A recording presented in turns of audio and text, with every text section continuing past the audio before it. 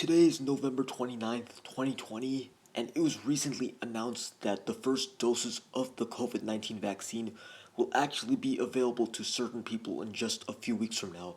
So sometime in the next month, sometime in December of this year, December of 2020, there will be a limited amount of vaccines available to certain people. There are nowhere near enough doses of the vaccine available yet to give to everybody in the country, but there is a vaccine that is mostly ready to be used by people, and they're going to use those vaccines first on healthcare workers, I believe. I believe that the first people to get the vaccine will be healthcare workers because they're the ones who have to encounter a lot of different COVID-19 patients. So it would make sense that they would get the vaccine first. That way, if they encounter a lot of these COVID-19 patients, they don't have to worry about getting the virus from these people. So it would make sense that if we only have a limited amount of the vaccine available, we would give it to the people who are most likely to get it, and those are the healthcare workers because of the amount of people they encounter every day that actually have this virus. It's actually pretty amazing though how we already have a vaccine that is almost ready to be used by people. I believe that in December when it's given to the healthcare workers, it'll be in the emergency authorization stage. So that doesn't mean that everybody in the country will be able to use it yet, but it'll mean that certain people, aka the healthcare workers, will be able to use this vaccine.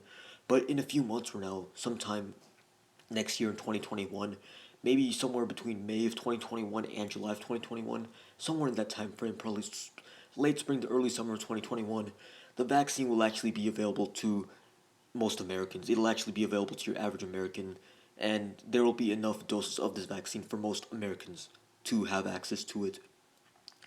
Now, the thing about the vaccine is that it's not just one, you're not going to just get one shot. You actually have to get two shots of this vaccine. Basically, you get one shot, and then you have to wait for a few weeks, and then you have to get a second shot in order to actually be immune from the virus. Obviously, the vaccine doesn't have a 100% immunity rate, but two of the vaccines, both Pfizer and Moderna, have shown to have over 90% effectiveness rates. So, if a person gets the vaccine, then they have above a 90% chance of being immune from the virus if the vaccine's from Pfizer or Moderna. So, the people who get the vaccine, they're gonna have to get two separate shots. One of them will be, the first one will be at one point, and then they have to wait a few weeks before getting the second shot. Now that might make things a bit more complicated when actually making sure that people get both shots. That might make the logistics of herd immunity a bit more complicated. The thing about this pandemic is that the way to end it is with herd immunity. Herd immunity is the point at which enough of the population is immune from the virus to where there are no more massive outbreaks. And it is estimated that for COVID 19, at least 60 to 70%, around 60 to 70% of the population needs to be immune from this virus in order for herd immunity to take place. This is this percentage is higher than for some other viruses, but it's also lower than some other viruses. Like for measles, for example, that virus spreads so quickly, and because of that, for herd immunity to take place with that virus, 93 to 95% of the population has to be immune from the virus because of how quickly that virus spreads. But for COVID 19, it doesn't spread quite as easily as measles, so the percentage needed for herd immunity is only around 60 to 70%. Let's go with the upper bound. Let's say 70% of the people need to be immune from this virus in order for herd immunity to take place.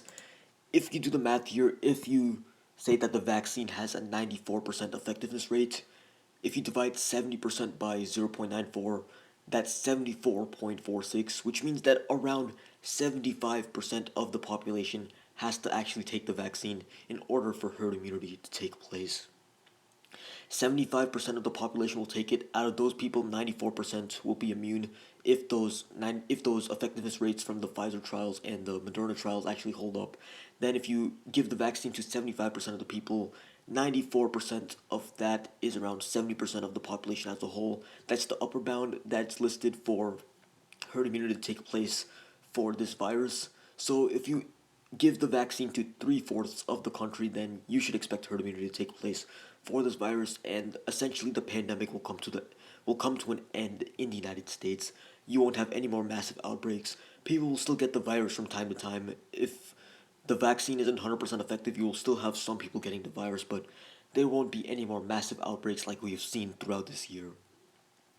The question now is, how do we distribute the vaccine to all these people? Because there are three 300 million people in this country, over 300 million. It's around 330 million at this point. I don't know the exact number, but we're reaching 330 million.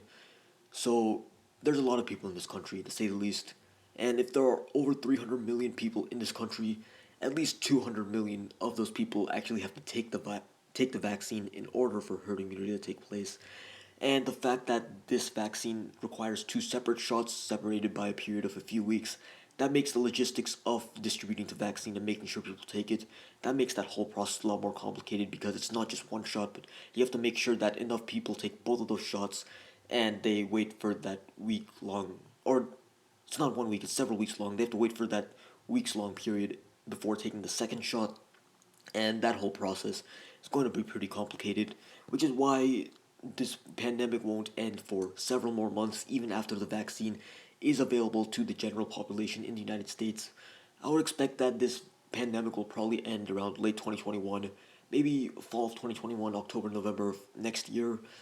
That's because the vaccine will take several months to actually get to the majority of people, to actually have a substantial impact on the population of the United States.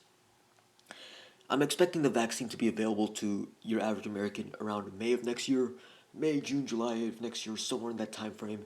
Even though the vaccine's already available to certain people, because we don't have enough doses available for everyone and it's only in the emergency authorization phase right now, we have to wait a few more months before the vaccine's available to everyone. And unfortunately, that is not really good timing because we're in the middle of a massive spike right now, the biggest one yet. We've had three spikes in total in this country, three waves, I guess you would call it. First wave was in the spring, that took place from early March. Second week of March, third week of March, that's when the outbreak started. That's when schools started getting shut down. That's when a lot of businesses got shut down. That is when all these social distancing measures started being put in place, and that is when the virus actually entered the consciousness of most people. Most people didn't really think about this virus much until the second and third weeks of March, but after that, that is when the virus became a really huge deal in the United States. So there was the first wave that took place from March to May. Actually, it ended in early June, really. So the first wave went from early March to early June.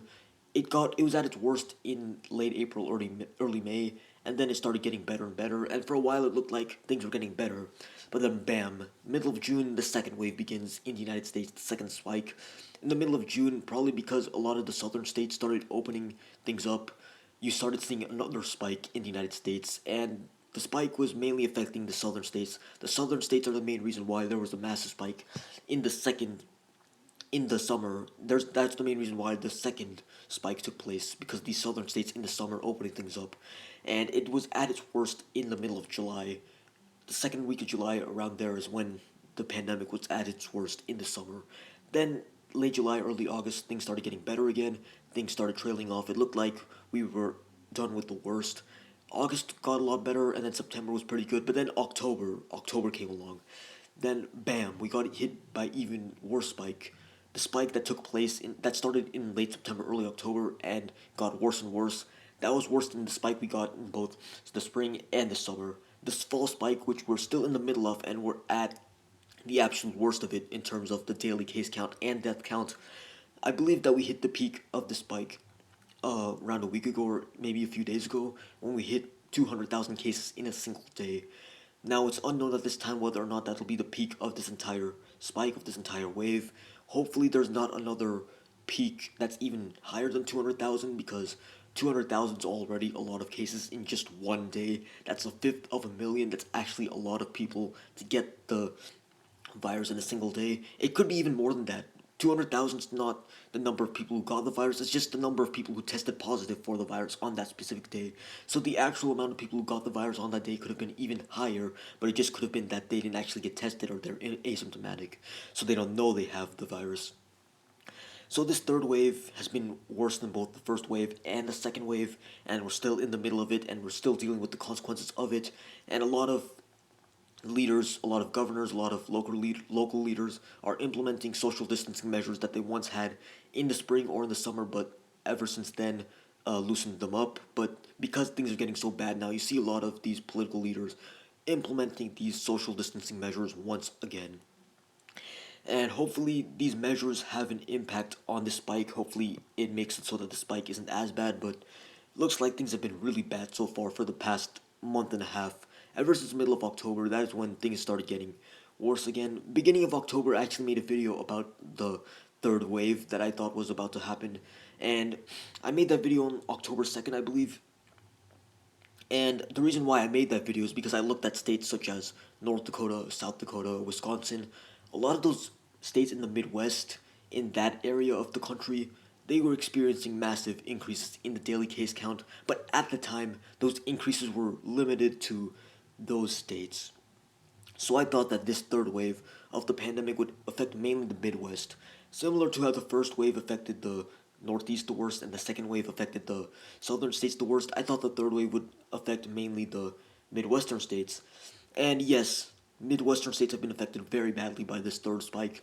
But that doesn't change the fact that other states have also been affected pretty badly by this third spike. Almost every state in the country, with maybe the exception of Hawaii, are experiencing massive increases in the daily case count for this virus, and as a result, they will also experience massive increases in the daily death count for this virus.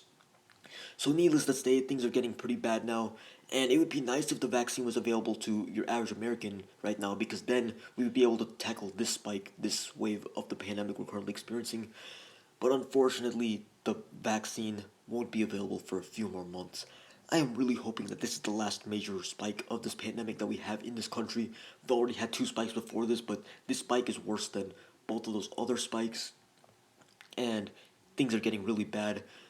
I'm really worried that December is going to be a deadly month. I made a video a couple of days ago talking about how Thanksgiving and Black Friday could cause an increase in the daily case count, meaning that it would be even higher than 200,000 cases in a day. We could see 250,000 or 300,000 cases in a day.